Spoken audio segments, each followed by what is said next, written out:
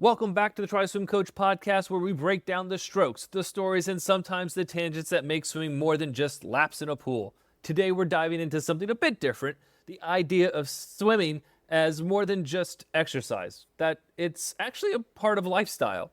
We talk about why getting in the water isn't just about technique or beating your last time. It's about how it fits or sometimes doesn't fit into your daily lives. We dig into how swimming can change lives, whether it's for health, therapy, or just finding that rare bit of silence underwater. Oh, and heads up, we're on YouTube now. Not all the episodes, well, because, technology hates me, but we're getting there. So if you want to watch us ramble in real time, go check it out. All right, let's jump in or dive in or whatever.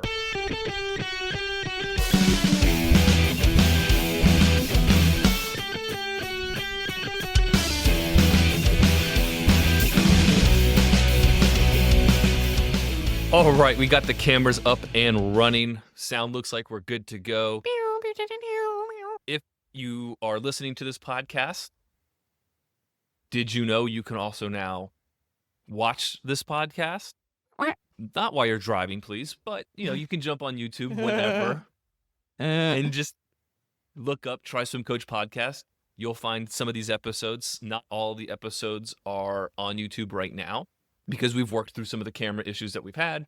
Some episodes obviously don't have any footage, and I think I'm going to play around with seeing if we can make something. AI footage or stock footage or just images. Ken Burns style. You know who Ken Burns is? I was going to say documentarian. Good job. Crush it. So we might add some old podcasts in that Ken Burns sort of like panning photo way.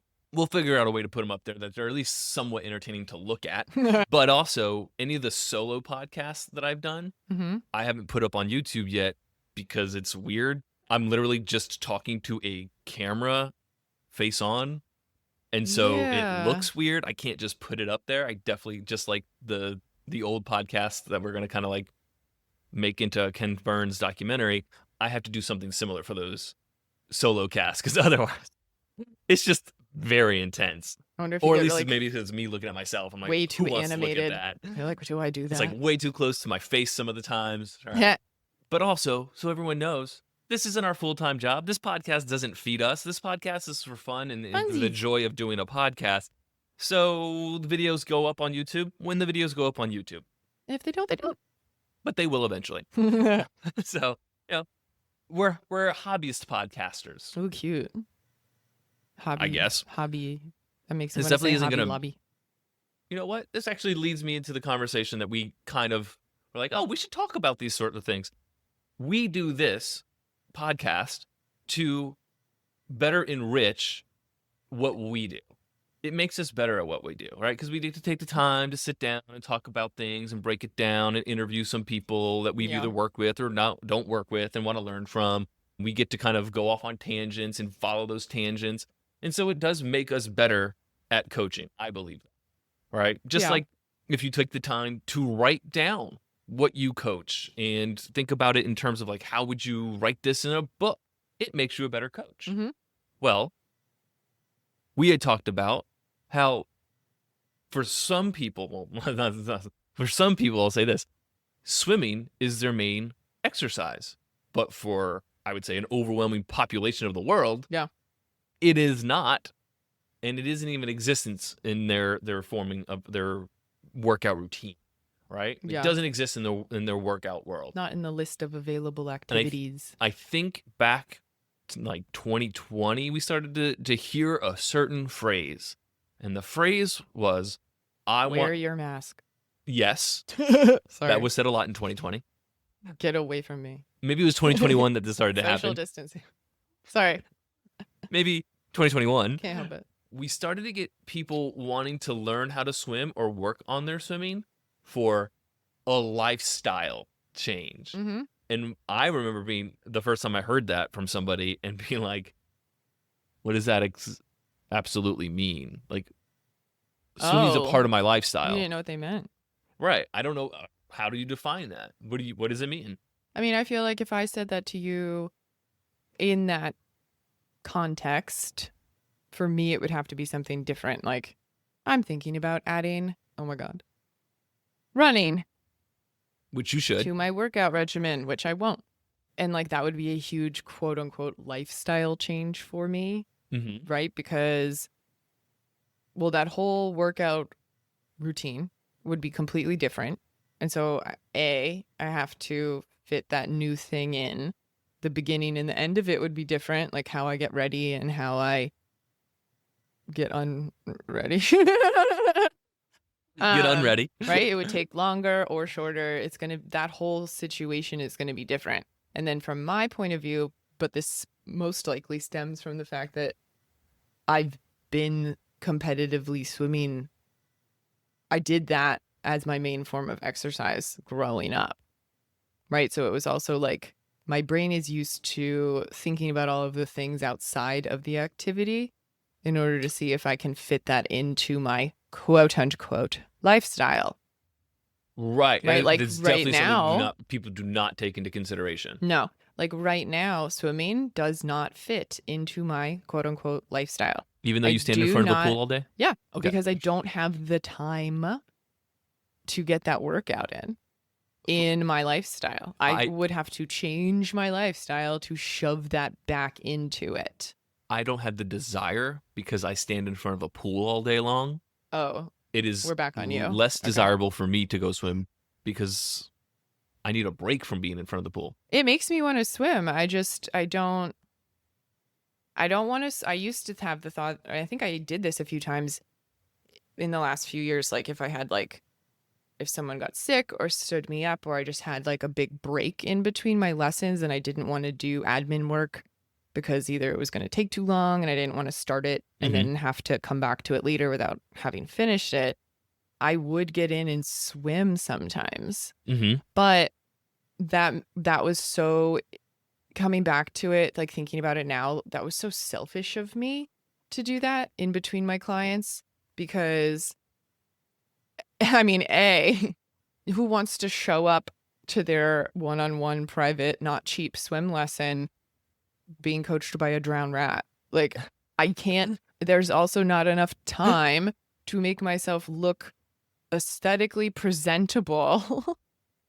Yep. Like, just because I work at a pool, I don't think that I should look like you do when you're in the pool. Yeah, Like, I don't believe that. And that's just me, right? Like, I don't think me doing that and then being in like leggings and a sports bra and my hair sopping wet and a ball on top of my head, no one seemed to feel any kind of way about that. But I felt a kind of way about that. And I'm like, okay, this is selfish of you. You're just trying to get in this workout in the time that you're at the pool. So brain went, ooh, we don't have to take that time to do this. We've already done it. You have to be here afterward. No one cares what you look like. Mm-mm. But then I'm like, I'm not presenting like a professional anything, in my opinion, when I do this. Agreed. And I just didn't feel, after I swam, yeah, it felt good, but then I'm done.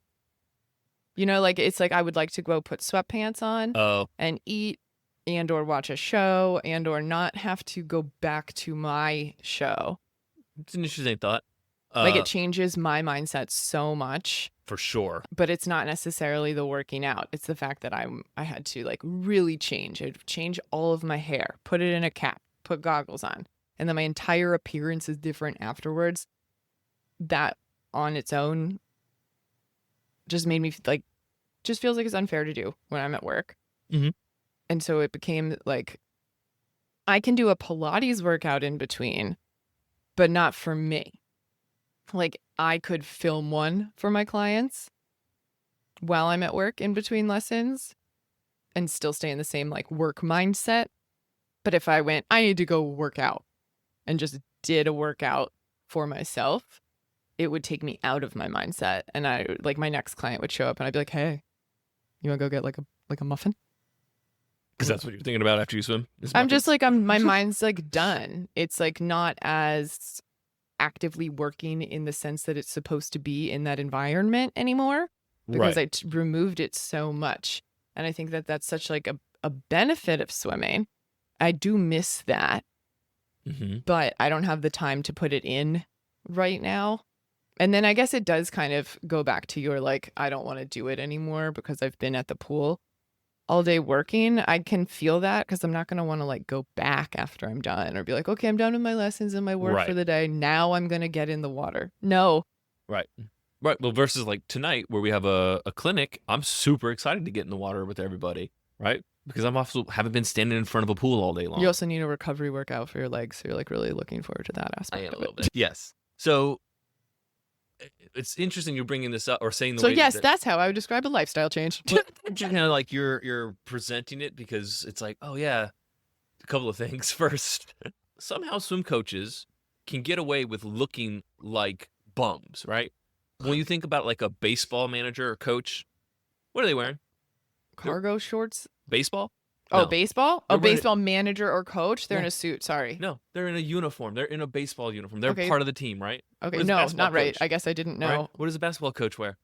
I don't know, man. A suit. You had it. Oh, okay. I don't watch these sports. What is a what I is know a soccer football coach wears their shit, They wear but like, looks, they but well, at typically look a like better golf wear. football game, they'll wear a suit. Wait, is that true? No. No, that's not true. They're always in like a sweatshirt. They're always in slacks and some sort of like polo shirt at this point now, unless they're just bums. But even like think about soccer coaches. They wear suits most of the time, right? Swim coaches? What are they wearing? T-shirts and cargo shorts, shorts, flip-flops. flip-flops. Why? I've never I don't. understood it. They get a pass for some reason. They really shouldn't. It doesn't look very professional. I've always felt this way about coaching in general. That you should be trying to be. You should look as professional as you can while dealing with the circumstances of either being in a really humid pool on a pool deck, or being out in the open water, or being at a facility like SwimBox. Right? You should still be trying to look professional. So Right, I we're not appreciate that. we're not in Florida outside like that. You know, like I'm just trying to say like we're in Virginia inside. Like I'm not trying to say like the swim coaches who are on deck and like coach outside in like hot weather and stuff. Mhm. I feel like that it might stem from something sort of like that. Because at least in this area, a lot of coaches start by coaching in the summer, and they start when they're like 15, and so you just show up, and then no one tells you to change, or you did your practice in the summer, and then you just put a towel on, and then you coach, Right. right? And so I think it like can stem from that. No one ever made me change. Why should I? This Well, isn't, like I started my coaching career in the Bahamas. Right. Pretty hot, warm place. Very humid. I still dressed intentionally to look as professional as I could. and in that those was circumstances. your decision, though. No one Right. told you to do that. Because I recognized that my college coach, he did make an effort to look professional while on the pool deck. hmm Right. Now, could he have been a little bit more? Probably. But he was better than the average for sure. And I just recognized also because I started coaching when I was 21 years old hmm and I started coaching master swimmers who were in their 40s, they definitely did not. They didn't disrespect me, but they certainly didn't respect me as a coach because I was just a kid, Well, right? And so yeah. I needed to do everything I could to look the part as well, right? Mhm. And so I made sure of that as the best as I could. That's all I'm saying. It's like, put an effort in. If you're a Mhm. coach, put an effort in. Look good.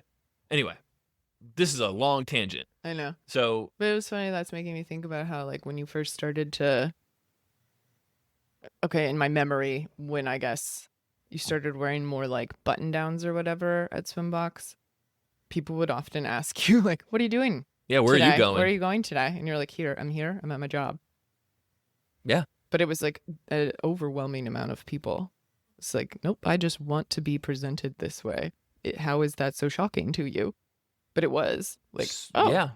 why would you be dressed that way? Because I would like to be. Years ago, I had my hair shorter than it is now, and when I would get it cut shorter, somebody always on deck would either say something to the effect of, "Oh, are you joining the Marines?" or "Oh, do you have a job interview?" Right? As a joke. I get it. My hair was Interesting. short. It was tight. Okay. Whatever.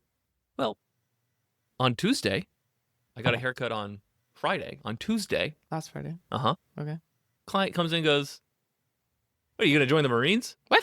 Like, what are you talking about? I was like, I just got a regular haircut. But What? I don't know. I there's don't like get a that thing one. where like if you're kept well, people don't think you're a swim coach. I don't know what it is. Yeah, that is true. Anyway, I find more so that when I look, no, people don't. No, it's not me. People don't ask me what I'm dressed for, but right. I dress in like a mix. Why are we talking? Why am I talking? No one cares about what I wear. I mean, you're going down this tangent, and I'm I trying to wear change the course. Lululemon. So, anyway, as we were talking about lifestyle, swimming lifestyle, Did I explain? I thought you did. If you can't remember what she explained, rewind, listen Lifestyle to it change. again. I think the important thing, there's two important things about making swimming a part of your lifestyle.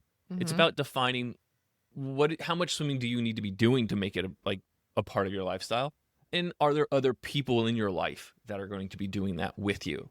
Because it's really hard to have a lifestyle change if no one you know also doesn't swim, right? Like, so I think there's some cool things that happen with swimming, and that you can go to a pool by yourself Yeah. and sort of have a community pretty easily, because people often get into these routines where, like, I always go to the pool on this day at this time, Mm-hmm. and then you start seeing the same people.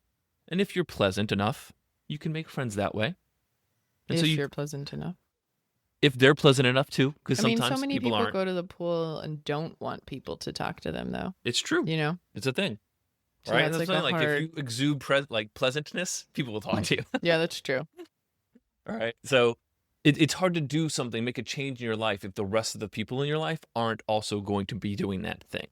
And so you have. Yeah, but that just sounded like an excuse.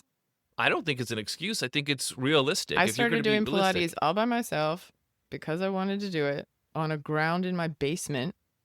Swimming's different than being able to go down to your basement and do Pilates. I know, I'm just saying that in a certain sense, I would be like, just in a very personal thought that I just had, I'd be like, okay, you don't want to do it enough.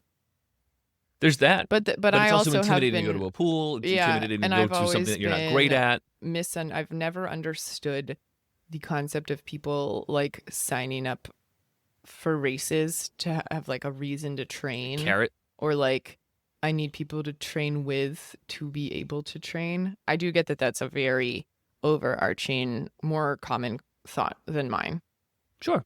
But people find swimming in lots of different ways for lots of different reasons. Mhm. Right? Because of SwimBox, we get introduced to people that find swimming because of triathlon. Right? I've had plenty of clients tell me they started doing triathlon just because they wanted to be better at swimming, and it gave them something to be better at swimming for. Okay, a Right? goal. So, like, I get that. It's a natural progression too. Like, oh, I've already done really well for myself running, so let me add something else to my challenge, Mhm. right? So I get how some people find swimming in that way, but you have lots of clients, or you have some clients that find swimming in other ways as well. Do you care to talk about those ways, or are you just going to stare at No, me? I was just thinking about something. Yeah, I mean, one of my clients has, is it an autoimmune disorder? I Yes. think so. It is. Called POTS, which is postural orthostatic tachycardia syndrome. Sounded like I could actually read. Pretty happy with that. I'll stick with POTS. So I'm just going to read the definition really quickly. POTS is often associated with an autoimmune component, meaning the body's immune system may mistakenly attack its own tissues. Oh, that's not about POTS. That's just about autoimmune.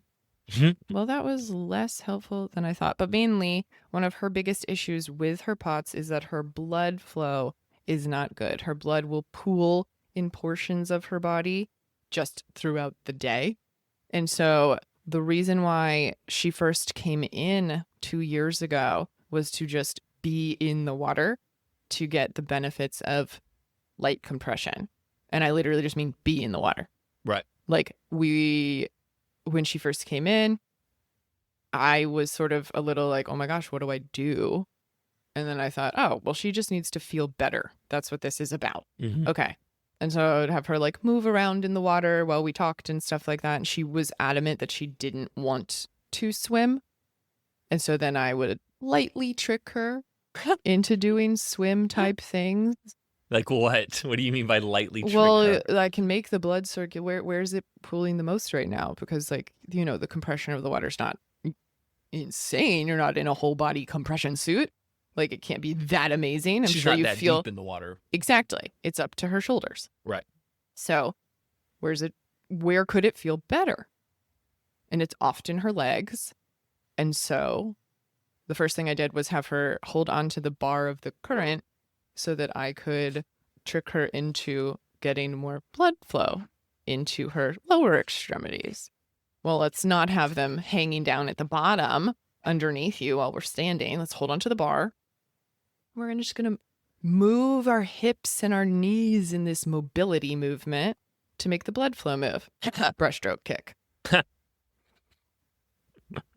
Well, she really enjoyed that. What's another? That feels so good. It feels so good. And I can kind of stretch, and that's really cool. And I can like talk to her about using the tension of the water. That's some Jedi mind shit right there. I'm telling her, I'm literally like, okay, I will try to get you to move around in here, but I don't know where the end goal is, right? If you do find that you like these movements that are more like swimming, I'm going to keep making you do them.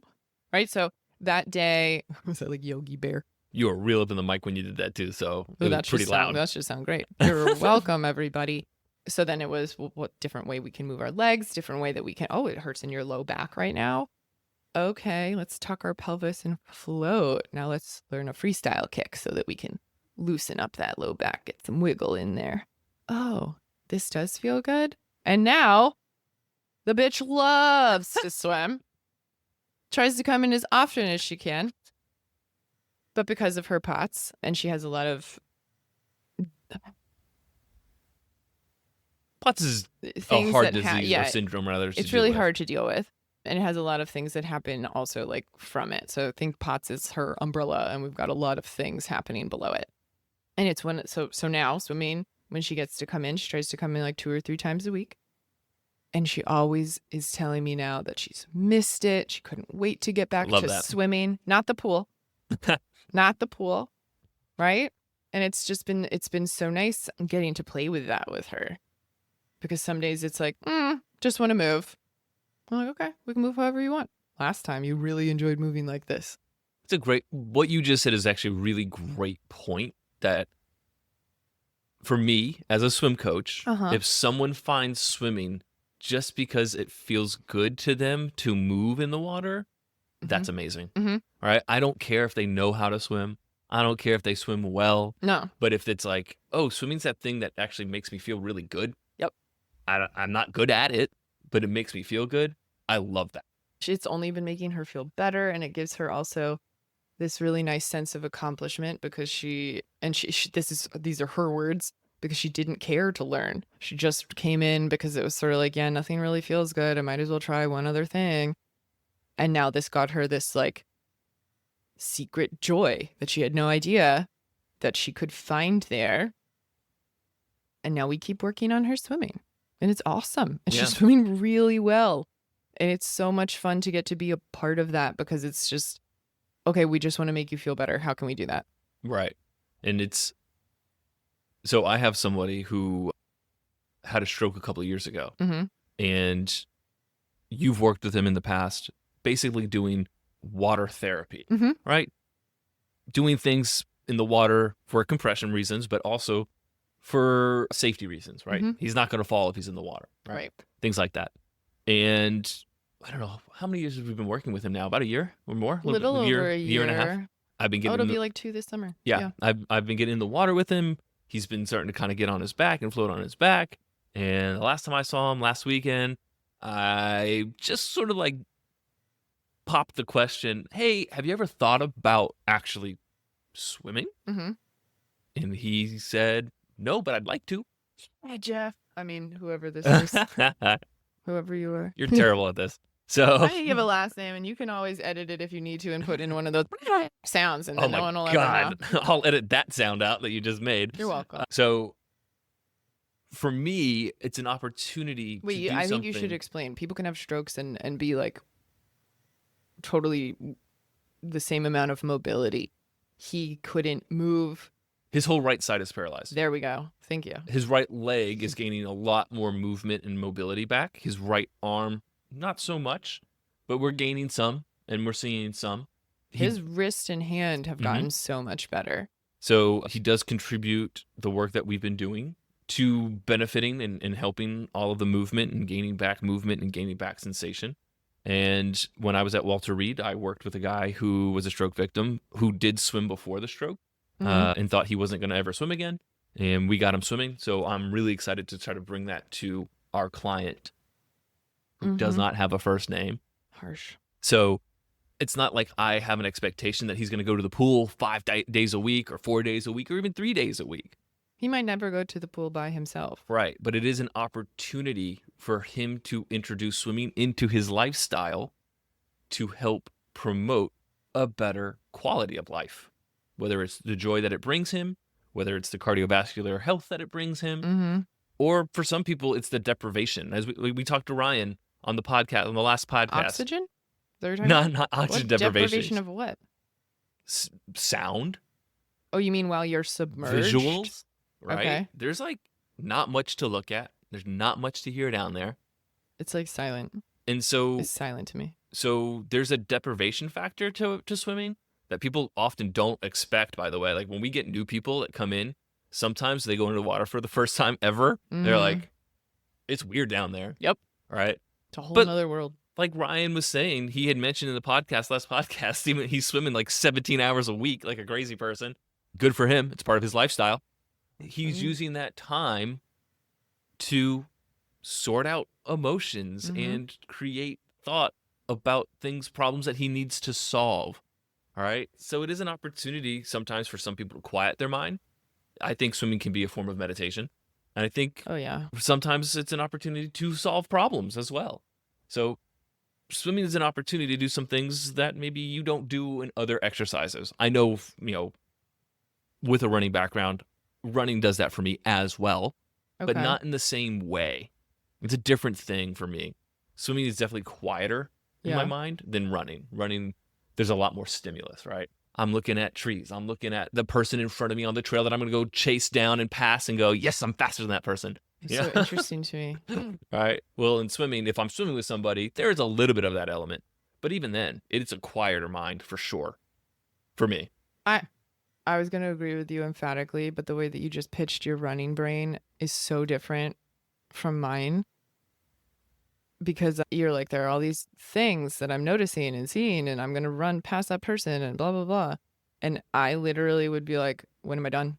When am I done? This is torture with running. Right. Literally. But with swimming, I do agree. It's like, it's silent. And I have like a ton of thoughts all the time. My brain is not silent. And ADHD? So when, I don't know, man. I'm sure everyone has that. Let's stop trying to say that only some people have ADHD. Okay? Everyone's got a version of it, in my opinion.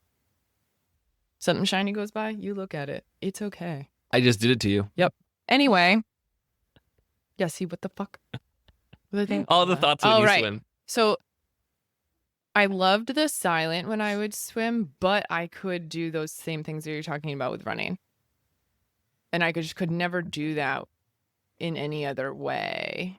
Anyway, what I'm trying to say is like when you would say there's so many things to stimulate you when you're running, so many things to see. You see this person, you want to run after them and get ahead of them. I would do that in swimming, but like subconsciously.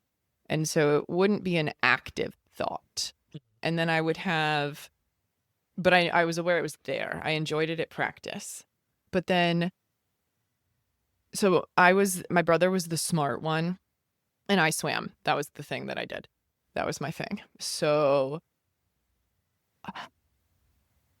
how do I put this? I loved swimming, and I liked the fact that it was quiet under the water. It felt like the only time that I could actually like fully think through things or like fully hear myself. I don't know if that makes any sense. And I brought up the thing about my brother being the smart one because it was like my thoughts. I wasn't smart to my family. So it was like my thoughts never really seemed to be in anyone. Like, God, I am not articulating this well. It was easier for me to think that I was allowed to fully think through my own thoughts when I was swimming, as opposed to like, oh, we're at the dinner table talking about this right now, and Josh is the smart one. That's my brother. I'll say his fucking name. Joshua Kenton, named after the spinal doctor that saved my mom's scoliosis. There you go. So much information about a human Focus with up, names. ADHD. I'm not focused because you're so mad I said that other guy's name, so now I'm just going to say all this shit about my I'm brother. mad about it. I don't care. He will never listen and doesn't even know this exists. But anyway, so I loved swimming and I liked that I could think during it. And I think it was definitely the first time that I realized that I could sort of have a meditative thought. But it was also focused because I was doing something and I had that subconscious, like, push off the wall. Like, are you kicking correctly? Feel this, feel that. Oh, you need to be ahead of that person. You're actually faster than them and you're letting them beat you. Right. And then, it was my thing. And like my friends in school did not swim. I had 2 sets of friends. I liked it that way. I definitely did that. I avoided the people at my school, the one person on my swim team who wanted to carpool with me from practice. Nope, we swam. I'm done with you for now. Also, we are not really friends. Anyway. Yeah, you're swim team friends. Well, I mean, she was. Your swim team acquaintances. Don't get me wrong, she was like the only person I wouldn't have carpooled with in my like 22-person practice. I was like, no, I don't care. Got it. I would rather take longer. I don't care. I will sit in the traffic. So anyway, one day I got dumped and I went to practice, right? Like I would normally. And I got in the pool and it wasn't a nice silent anymore. It was a resounding silent. And I could only think about how I had just been dumped and the thoughts around that. And I could not stop them. And it was so silent that that's all I could hear. And so they were like more aggressive of a thought than it would have been on land when there are all these other sounds and things like to distract me. Right. Right. And so since I was a kid and I didn't know in any way to try to control my thoughts, I stopped swimming for a little bit. Even though that was the thing that I loved the most, made me feel the best. It was the thing I was good at. I hated how my thoughts were making me feel at that point. And I was like, okay, I can't do it. So, or like, do you feel like that led to a burnout situation, those thinking? Or do you feel like you weren't really burned out? You were just emotionally... I was emotionally fucked with. Okay. And it gave That's the way to put it. The silence in the pool, my brain went, let's think about that. Only. You went over there to try to sing a song to distract me? Bitch, I'm still here. Listen to me. That's all we're going to think about. And it was just like impossible to stop it. And as I've talked about before, a very stream of consciousness thoughts. And those were not. They were very like, let's think through this conversation. What'd you do here? What did this mean? Why? Blah, blah, blah, blah, blah, blah, blah, blah, blah, blah, blah, blah, blah. Oh my God, this is terrifyingly awful. And I've only gone 25 yards. And yeah. And oh my God, I'm swimming terribly too. And it felt like it took something from me. And I had to it did. And I had to figure out how to like get back to it. Did you? Yeah, I didn't. It was more so like, I didn't like quit or anything. I'm making this sound very aggressive. It was just some days my thoughts I knew were going to be way too like negative and sad and make me feel worse when I got out of the pool than the physical swimming would have. And so I like didn't go to practice those mornings. But then I felt so shitty later in the day when I had like a glimmer of a thought. I was like, did you really not do the thing you love the most that makes you feel the best, that is your thing right now? To what? Are you fucking kidding? You couldn't Oh, you're mean control. To yourself, huh? Well, it just seemed like you got dumped and now you're choosing this? Yeah. And I was like, that's ridiculous of me. Like, how do I figure this out? I will say, as you... But you know what I mean? Like, yeah, it's absolutely. Just, as you're talking about this, it definitely makes me understand why you connect with so many of the teenagers that come in. Because I do think that you come at it from a perspective of mental well-being. 100%. And I don't mean to. Right, but you know that that's a part of it, Yeah. and you definitely have experienced that. Where I'm pretty much just a dumb ape. I'm like, go swim fast. Okay, I'll go swim fast now. So I love technique and I love how the human body works. And that's how I come to coaching, right? Mm-hmm. That's what I bring to the table when I come to the table of coaching. And so it's really very apparent that how swimming made you feel versus maybe outside things make you feel certain ways, and how they either bridged the gap for you or created a terrible problem for you. And so it's so nice that you're able to connect with people that probably also have similar things going on that adults don't care to talk about, don't want to talk about because they can't talk about them with their athletes, or honestly just only care about going fast, showing up to practice, get out, go to school, show up again, right? And they don't Yeah. really care about those athletes as humans. And it's very clear that you do. So It's like, it was just enlightening. And it's very insightful to how you bring what you bring to the coaching table. I think I also just thank you. I think I also just realized something. When I was a kid and I would play in the pool, I would play by myself underwater. And I was always like a mermaid, and like it was underwater was like my world. Like I felt so free in myself underwater, doing anything. I don't know what I was doing, just moving around underwater. It was amazing. I never even had the thought that there wasn't oxygen under there. It's the closest you can get to flying. I didn't have that thought though. I wanted to be a mermaid. But that's what it is. Right? Yeah, you're free. But it was like, that was my world.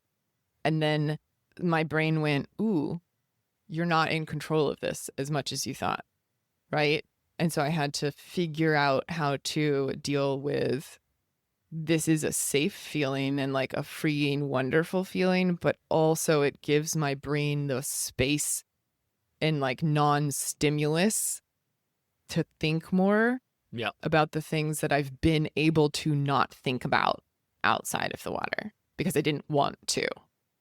And so it's like, okay, let's see if we can utilize this. But I did have to give it back to myself. And this wasn't like this wasn't me quitting or anything. Like this was just me like dealing with emotions I'd never had before. My first time, right? We can say his name too, Rick. Haha, he'll never listen. And it's not about people listening, by the way, just so you know. I'm saying first names. I know. It's about people who are listening, finding these random people that we talk about in, good luck, reach out to him. So he'll be like, what do you want? And then he'll make fun of... That's why I protect the names Then of he'll people. make fun of me for liking the Giants, and he'll say something about the Eagles. There you go. Nailed it. That's what happened. And so I just like couldn't... It was an interesting like thinking about it now because I didn't really want to think through it, obviously, what was happening. And then this did happen to me again in college. I'm a very emotional person because this was also when I was dumped. This is funny. Wow. But then it wasn't so much swimming. It was more like that was a next level up. And so my emotional intelligence didn't know how to deal with that on that next level up.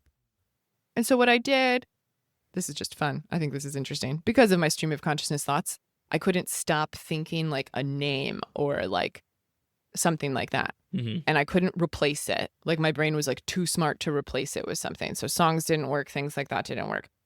And it wasn't like anything behind the thought. I just didn't want, I'm like, I don't want to think that name. Like that's how it got at this certain point. And so what I did was I read American Psycho by Bret Easton Ellis because it is so stream of consciousness. Book talk.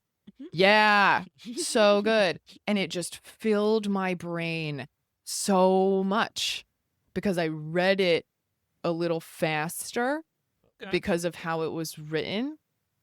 Like so many thoughts. Yeah. I mean, that's how it's supposed to be written. Good Lord. I've never read it. When but that's was my this? understanding. This was like 17 years ago. I need to read it again. Okay. And it was so good. It could fill my brain. And I could just keep reading and it just kept going. So there was no break. I didn't have to thin it. And by the way, that's a good book. Yeah. That's a great book. You don't know what's real. You don't know what's fake. It's great. So many things to think about. And I thought it was fascinating. Shoot. And then I read a different one because I needed to make sure, because that wasn't enough. What was this one called? So your recommendation for this week's book talk is American Psycho. Highly recommended by Lissa. And then I read another one by him. So, but it wasn't as good. Oh, I know what you're talking about. And I can't remember the title. I'm not going to remember the title. It doesn't Because matter. If you can find it, I'm you'll find it. looking. I'm going to bring this conversation back onto the lifestyle concept because this was a little bit of a therapy session for you, which Might is have been great. Glamorama. Might have been Glamorama, but Glamorama. that doesn't sound right. No, it doesn't connect The cover with of the memory book that I have. looks right, but I'm also having trouble because I'm trying. It. Now I lost the other book. One of the things that we get a lot of the times with triathletes coming in is it's almost like they have to swim as a necessity, not for joy, not for pleasure, but because it's a part of this race that I decided I'm going to do. Tick off the tick box. In my time, in my experience, I love it when my triathletes have become swimmers. Yeah. And I do have a handful who become marathon swimmers, and I love that because they just found swimming to be the thing that they actually enjoyed more than triathlon. Right. But what is really interesting is through working with us, a lot of the times people do start to fall in love with their swimming because we give them things to contemplate while they swim, technique-wise, goal-oriented wise, where beforehand they were just kind of not sure what to do when they got to the pool. And side note, do you know how many triathletes, their coaches don't actually give them swim workouts? What? They just literally go to the pool for 40 minutes. And do what? That's their swim workout. Go swim for 40 minutes. That's fucking boring. Also, and not helpful. From my brain perspective, that's running to me. You want me to go run for 40 minutes? Right? Do what? Anyway, I digress. But the other book I was talking about, James Fry, A Million Little Pieces. Ooh. Just a very good book, okay? Don't get on me about how it wasn't real. I don't give a shit, okay? I go don't with care. it. It's a great book. Just go with it. Great to fill your brain with so many things. It is. And it's a fun art cover, too. So I think having an objective or a goal makes it more fun to go swim. But what's really interesting to me is like about 8 months ago, well, maybe more than 8 months ago, maybe 10 months ago, one of my, we'll say, longer term clients, I've been working with him for about 2 years at that point, about a year and a half. Mm-hmm. He had mentioned to me that he sees my coaching going to a different place, not just coaching swimming. Narnia. Going to Narnia. Okay, what did you ask him to expand? Yes, meaning we were talking about his overall fitness and well-being and wellness, not just swimming, but swimming was a base for it. All right. So his like physical well-being and mental. Okay. Right. We honed in on some things. We worked on. I took a look at his schedule to see what he could change in his schedule to help him figure out how to fit workouts in appropriately. His like day-to-day schedule? Okay. We changed the way that we program things. I do program his swims for him where I like to do things on like a week-to-week basis. Like Ryan was saying for his training, he does a week of recovery swim, a week of, he called it build and then bulk. We do build and then endurance, same difference. And then a sprint week, right? Well, this client likes to think in 2-week periods. Right. Okay. So, we kind of figured all that out. We talked about intermittent fasting and nutrition things and other approaches. Right. And so he just felt like my coaching was going to a place of more like lifestyle coaching versus just coaching swimming. Okay. And I could see that. You do like to give all the sense. Yeah. I what we talk about in swimming is good for everything. Right. It's really important to recognize that swimming as an activity, it doesn't need to be done 6 days a week. It doesn't need to be done 4 times a week. It doesn't even need to be done 3 times a week. Yeah. But it is a great opportunity to vary what someone would normally do. Swimming uses... In terms of their workouts? Yeah. It does a couple of different things, right? I think about hips a lot because I'm weird. It's just not really, I think about posture really and I think about swimming, right? But when you're running, you're using your outside of your hips, your abductors. But when you're swimming, you're using your adductors. So that is a really small little concept that goes, hey, look, this forces you to use different body parts in different ways when you're in the water versus on land. Variation is the spice of life. So if you can vary the way you move, you will live a healthier life. All right.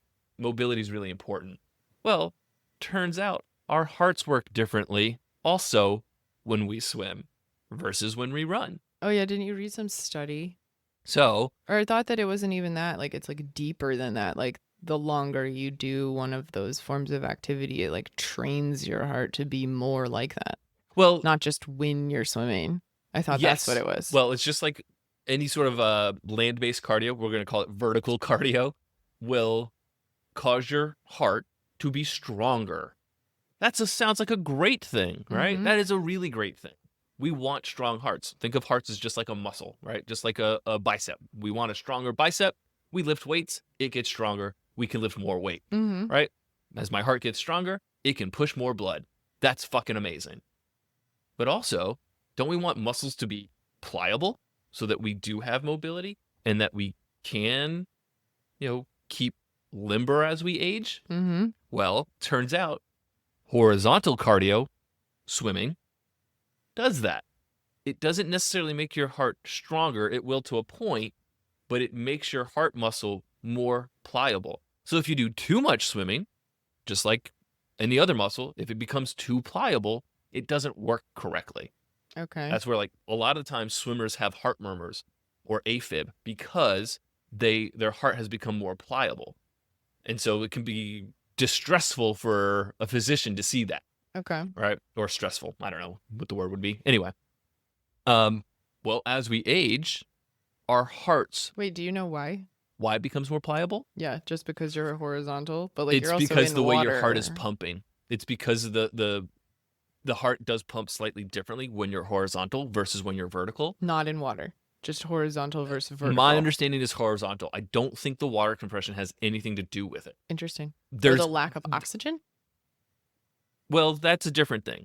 The lack of oxygen really trains your body to utilize oxygen less, which is also really, really important for anyone who's doing endurance sports on land because oxygen destroys soft tissue. Your heart is soft tissue. So the more you run, the more damage you actually end up doing to your heart. So Oh, that's interesting. being a marathon runner who does a marathon, I don't know, frequently and trains for that frequently, your life expectancy is actually lower than a couch potato's. So you need to have You need balance. What did you say earlier? Variation. Right? So as we age, our heart gets smaller. It starts to shrink. And that's where having a pliable heart is really beneficial. Because think about as something starts to shrink, it loses mobility. It becomes tighter and tighter, and it will stop pumping no matter how strong it is. Welcome to cardiac arrest. That's what that is. All right. So Okay. it's really important from a holistic standpoint to add swimming as even if it's just a once a week activity Yeah. to vary what you do the rest of the week, to change the way that your heart is working the rest of the week. By no means do I think swimming is the best exercise for everybody. We need lots of different things, right? Yeah. We need bone density, right? So running is going to be really great for that. Lifting weights is going to be really great for that, right? Wait, I don't understand that sentence. We need bone density, so running is really great for that. To Running- promote bone density? Correct, Okay. right? So you understood me. Nope. That took you I got had to there. think through it. I was like, what do you mean? You got there. You What must the have understood fuck a are little you bit. talking about? Okay. Right? And so it's something I try to promote to a lot of my athletes, whether they're coming in to only swim, like my marathon swimmers. I try to get them to do something on land, like a 4x4, to make sure they're doing some vertical cardio. We kind of jokingly called Ryan an outlier because Ryan last week was like, "Oh, and I also do maintenance work like stretching." Oh yeah, so You'd be good. amazed how many like No one marathon stretches. swimmers do not do that, No one stretches. right? They're like, yeah, I'll get to it. It's like, no, you need to be doing it now. You don't get to it, then you can't. Right. So My splits now better than the ones I could do when I was a child. yeah, and I lost them. I had to get it back. yeah, that's true. And by splits, you don't mean swimming splits. You mean like What would legs a apart. swimming split be? Splits in time. Oh, Those are called splits. yeah, we weren't even talking about time, so no, we were talking about flexible. Anyway, So yeah, splits on the ground. So I think, this is really come full circle. We were talking about how inconvenient it is for you to swim in the middle of the day because of clients, and it's just not. It's a to do, right? I've got to Yeah. like change. I've got to shower. I've got In to the change middle of the again. day My at hair is work. wet. When I used to coach afternoon masters practices, anybody who showed up to an afternoon practice, I was like, how are you doing this and going back to work? And I if you did had that- long yeah. hair, well, how are you doing this and going back to work? I did that one once and I was like, this doesn't actually feel good. Like this was not a pleasant experience. That's why people for swim me. in the morning. It really is. Yeah. And I'd already swam that morning. Yeah, there you go. I only came back. But I have a kind of new client. She hasn't started yet, but she told me, we talked about this before we actually started working together, because I'm always curious about how are you actually going to get swimming into your like weekly routine. And maintain it. And she said, I'm going to swim on days that I'm going to wash my hair. Perfect. It was so good. Also, please Perfect. don't wash your hair every day. Thank you. That's a perfect thing to do because it's centered around something she's already going to do, which is wash her hair. Mhm. If you add something arbitrarily to your lifestyle that doesn't fit in, you're not going to do it. All right. And so it's like, oh, she's going to go swim maybe twice a week. One of those is going to be with me. Mm-hmm. All right. And that's going to be the day that she washes her hair. That's amazing. All right. So it's an opportunity to fit into her lifestyle Mm-hmm. in a way that's going to be meaningful to her And easy. and easy. So I Low think it's entry really important. changes are the best. Say that again? Low entry changes Exactly are the right. easiest ones to make and maintain. Exactly right. So if she can be consistent with going to the pool twice a week, she's going to gain some benefit of that. Maybe it's physical, maybe it's mental or emotional, right? Maybe it's all. What were you going to say? I saw you open your mouth like you had something to say. I totally lost it. Okay. It's So gone. Slid it off into the ether. off into the wind. So What's that? I wanted to have this conversation on the podcast because Oh, it's Go ahead. stupid. I don't got it. Go ahead. She's good and being like, yeah, hygiene. I'm going to shower after I swim. But one of my like high key favorite things is gross about swimming. Okay. And I don't give two shits because it feels so good to me. It's the feeling that a lot of people hate. And I find it delightful. It's when you get out of the pool and you don't shower and you let your skin feel kind of like dry and tight. And then your hair's not greasy. It's not clean, okay? It's just not greasy. You put that in a ball on top of your head, put on some sweats. It's such a good feeling to me. I don't know why, but it's like literally the feeling of Is it tight nostalgic? skin and still being able to smell kind of like the chlorine feeling that people Yeah. don't like. Yep. That they're like, I have to get this off of me. And I'm like, it'd be so nice if I felt that right now. And I say it all the time. So I'm going to say it here. Swimmers are gross people. I'm disgusting. If you swim all the time, you'll probably do gross things. I'm Who like, yeah, cares? who cares? I don't care. I'm the grossest person ever. Um, And I love it. Makes life so much easier. But for me, this podcast was about having a conversation about not necessarily swimming the way that we normally talk about swimming, but talking about it in a way that just to say, go swim. Go swim once a week. Mhm. Go spend time in the water, even if it's not swimming, even if it's just water jogging or treading water. It's something to vary what you normally do. It's something that I think you can start to appreciate when it makes you feel better, even if you're not swimming per se. That's what this conversation was Making this for. okay. Yeah, I was just, you have Thank you for the summary. Well, you looked at me, or not even looked at me. You kind of like looked off into space, like, what the fuck is he talking about? I just didn't know why you were summarizing our conversation. I'm just trying to make it clear that this is an important thing to me. That Yeah, it I think isn't that's very about- clear. For me, swimming isn't about being the best swimmer. It isn't about having the best technique. It isn't about putting your swim on Instagram and having people go, well, that looks so pretty. That's not what it's about. What it's about is improving your lifestyle, improving your quality of life, and enjoying the thing that maybe is different than what you normally do, but accepting this is different than what I normally do. I like the difference Mm-hmm. versus, fuck, I gotta go to the pool. Ugh. Yeah. That's But I all. mean, there are still people like that, and we're not trying to say that like this is for everyone. It isn't. Swimming It's isn't really for not. everyone. And like we totally know that. So don't think we're trying to say it's the best thing ever. That's Pilates. No, Yeah. I'm just kidding. Like- It's not for everyone. We totally get that. Like, and like it can change. You could love it, and then something could happen, and Maybe you love it could- less. Maybe you love it less, and or maybe you don't anymore, and you found something that you love more, which is awesome.